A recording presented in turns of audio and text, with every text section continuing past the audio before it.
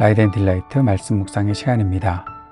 거룩하신 아버지 하나님, 오늘도 우리가 주님의 은혜와 사랑을 의지하고 이 하루를 살아갈 수 있도록 도우시니 감사와 찬양을 올려드립니다. 오늘도 우리에게 말씀하여 주옵소서. 우리의 생각을 열고 마음을 열어 주의 말씀을 깨닫고 말씀을 새기고 살아가기를 간절히 원합니다.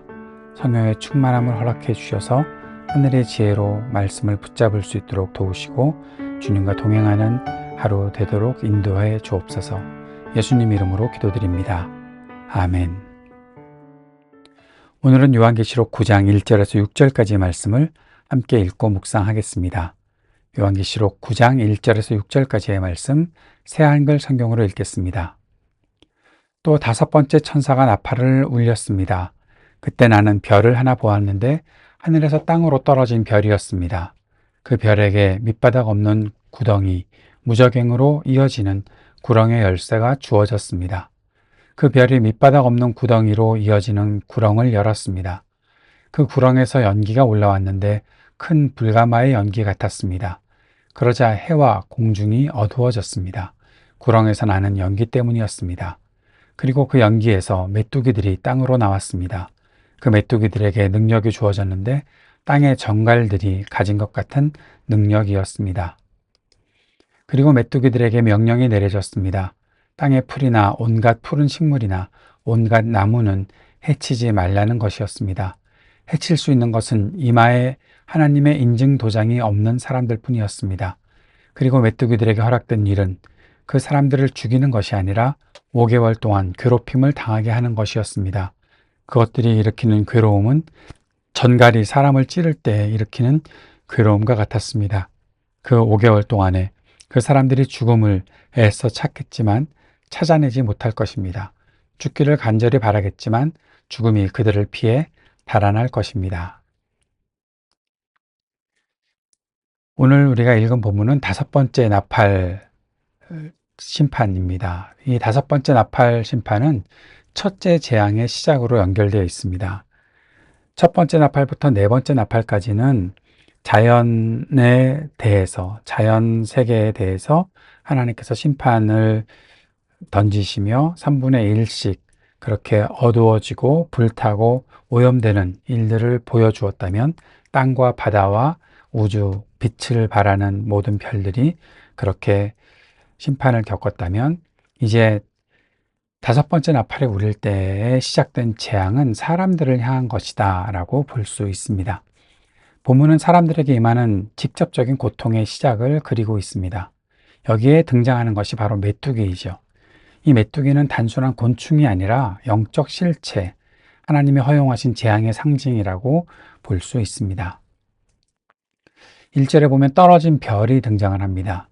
이 하늘에서 떨어진 별은 한 인격적 존재를 말하고 있습니다. 대부분 사탄 혹은 악한 영적 존재로 보는 거죠. 그에게 아비소스라는 밑바닥 없는 구덩이, 무저갱이라고 하죠.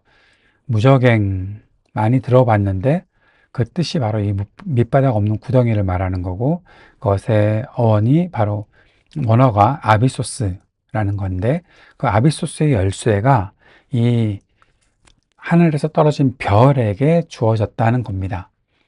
이것은 하나님은 악의 활동까지도 그분의 계획 안에서 통제하고 계시다라는 사실을 보여주고 있습니다.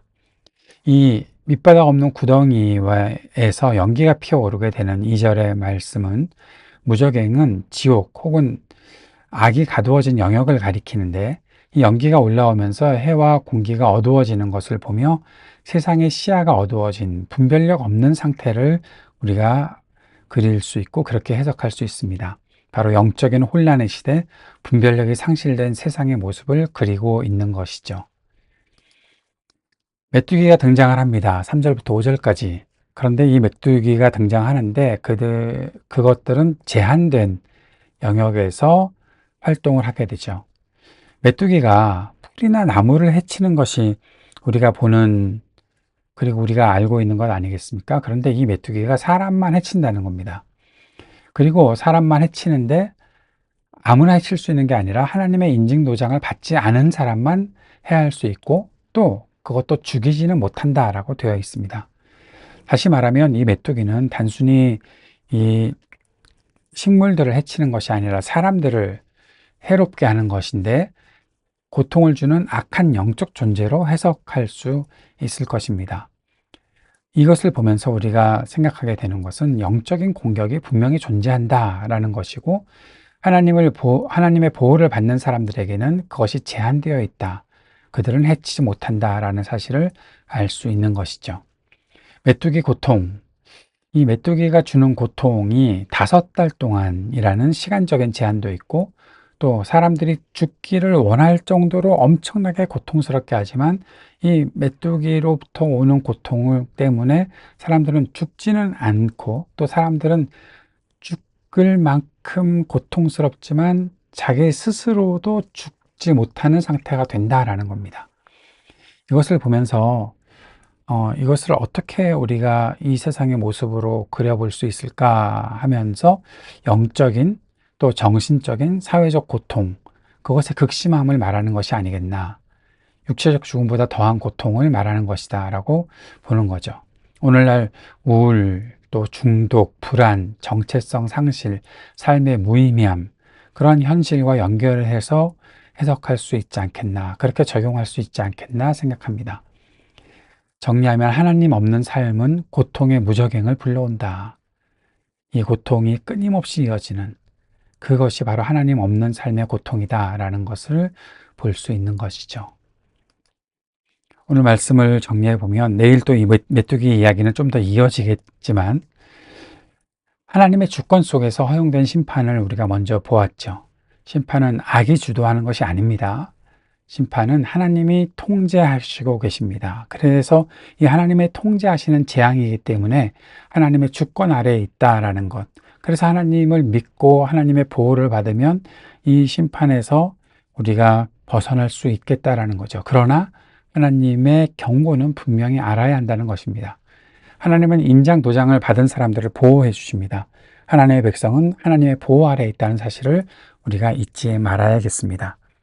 메뚜기의 시대를 사는 교회, 지금 이 땅의 이 모든 모습들이 바로 이 메뚜기의 시대 같지 않은가. 5번째 나팔이 울려났을 때의 모습들이 지금 이 시대에도 있지 않겠나. 분별력을 상실한 시대. 그래서 고통스럽게 되는 오늘날 우리가 사는 시대에 사람들이 겪는 고통, 우리가 생각해야 되지 않겠습니까? 여기에 교회가 회개의 나팔을 불어야 하겠지요. 교회도 분별력을 상실하고 그냥 아무 것이나 따라가는 그런 일들을 우리가 얼마나 많이 봅니까? 하나님은 분명히 경고의 나팔을 부십니다. 그리고 그 안에서 살게 될 기회를 주십니다.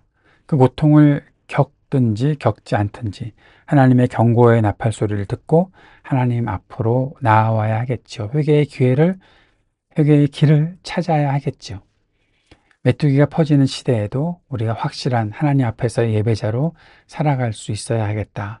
오늘 우선 메뚜기 이 심판 5번째 나팔이 불려졌을 때 온 재앙, 이것들을 우리가 보면서 내일 또 이어지는 말씀도 계속 묵상해야겠지만 오늘 이러한 묵상을 하고 우리가 주님께서 왜 나팔의 경고를 주시는지 깊이 생각하고 이 시대를 통찰할 수 있는 그런 지혜가 있기를 바랍니다. 주님께서 가르쳐 주신 기도 함께 드리겠습니다. 하늘에 계신 우리 아버지, 아버지의 이름을 거룩하게 하시며 아버지의 나라가 오게 하시며 아버지의 뜻이 하늘에서와 같이 땅에서도 이루어지게 하소서. 오늘 우리에게 일용할 양식을 주시고 우리가 우리에게 잘못한 사람을 용서하여 준 것 같이 우리 죄를 용서하여 주시고 우리를 시험에 빠지지 않게 하시고 악에서 구하소서. 나라와 권능과 영광이 영원히 아버지의 것입니다. 아멘.